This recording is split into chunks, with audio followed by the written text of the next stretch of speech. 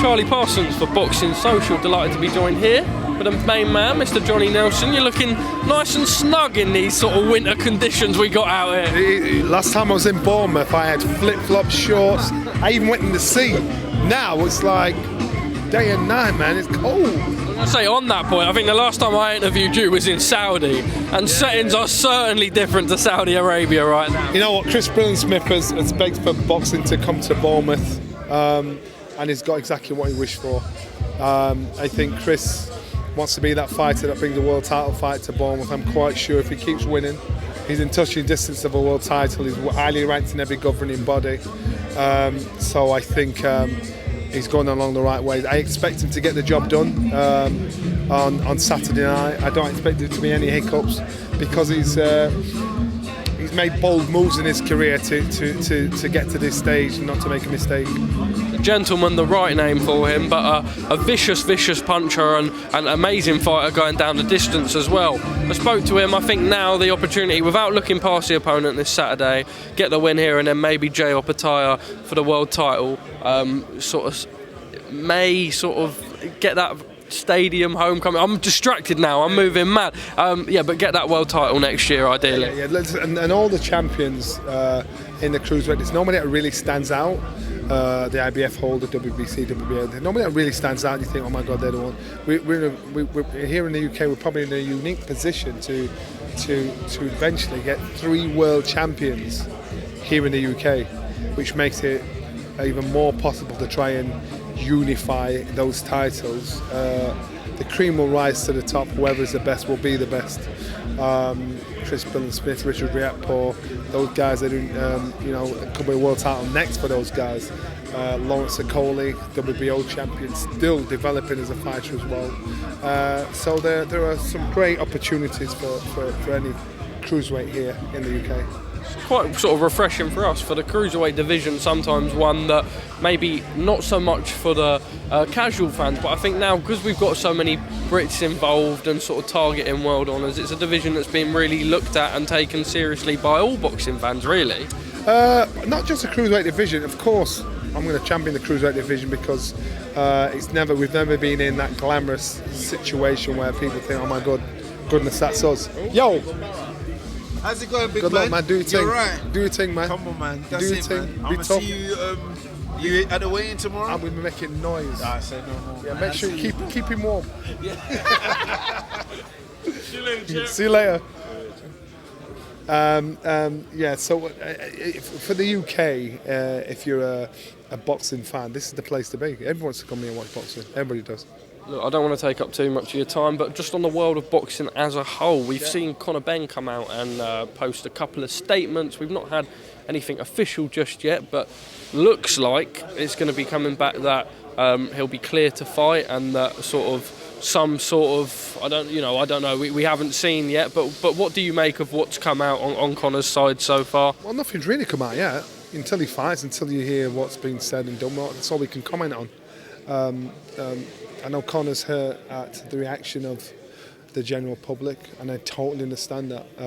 But he's asking people to believe something they don't see, and so until they see it, you can't really crucify people for believing what they see and not what you say. I'd be upset about the people that know him personally, and say, look, you should know me better than that. But the ones that don't know him personally, don't take it personal. So let's just see and wait and see what happens. See when, if he does fight, what the explanation is, and if it's acceptable by the general public, so be it. But as long as Conor gets on with his career, one way or another, that's what's important for Conor. Like you say, a bit of a hard situation to talk on at the minute when we don't have the full facts back, but just from what he's posted on social media, sort of suggesting that I think maybe an innocent verdict may be on its way. Spoke to Eddie last week, he said that good news is pending. Do you believe that this needs to be sort of strongly backed up, and also, with this all happening now, do you believe that also the British public, are going to need some convincing on this? Without a doubt, and that's what I'm saying, is Conor's in a position where he's saying, believe me and not your lying eyes. And so Conor, it's tough for him. I can imagine it being so emotionally tough for this young man, especially with the evidence that stands there. So if he's saying he's fighting again, then an explanation's got to be out there, and it's up to you, I, or everybody else to accept it or not accept it. And Conor's got to live with that. Look, just on the heavyweights, we saw Tyson Fury and Fury-Chisora in a fight that sort of, in all honesty, looked like Tyson may have been able to end it at any moment. The ref finally called an end to it towards the back end of the fight, but I suppose Chisora, doing what Chisora does, always delivering for the British boxing public. What did you make of it, and is it maybe now time for him to hang up the gloves? As much as it's going to be hard to convince Derek to do that, is it time? I had this conversation with Derek in the summer, and that was just one's opinions. Now everybody's got the same opinion. Sometimes fights have to be saved from themselves. Tyson Fury was the one that probably looked out for Derek the most that night, more than his corner, more than the referee. Tyson Fury held off on him, in what I saw.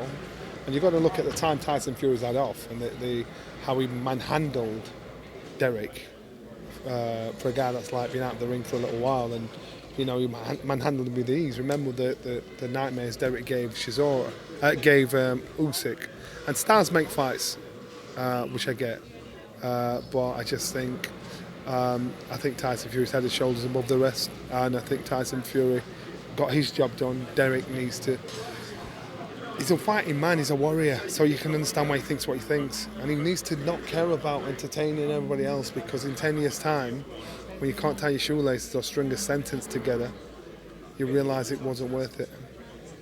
You mentioned Alexander Usyk and you mentioned Tyson Fury being levels above the rest. That will be the fight for undisputed that people really are able to see who is number one. Who do you believe is the victor in that fight? I take by your comments it's Tyson Fury. I remember speaking to you before. You think that there's sort of still work for Usyk to be done to sort of prove himself on? I think Tyson Fury. I think Tyson Fury can do everything Usyk does, but he's a bigger version of him. Usyk may have a bit of smooth about his work, but a good big and always beat a good little one, and you've got two good fighters. And Tyson Fury, he knows every angle of fighting: to box, to bash, to box dirty, to box clean, to psychologically get into a man a long time before the fight starts. But I don't doubt Tyson Fury beats Usyk. Just finally from me, Anthony Joshua looks to be changing trainers again out in the States at the minute, looking round.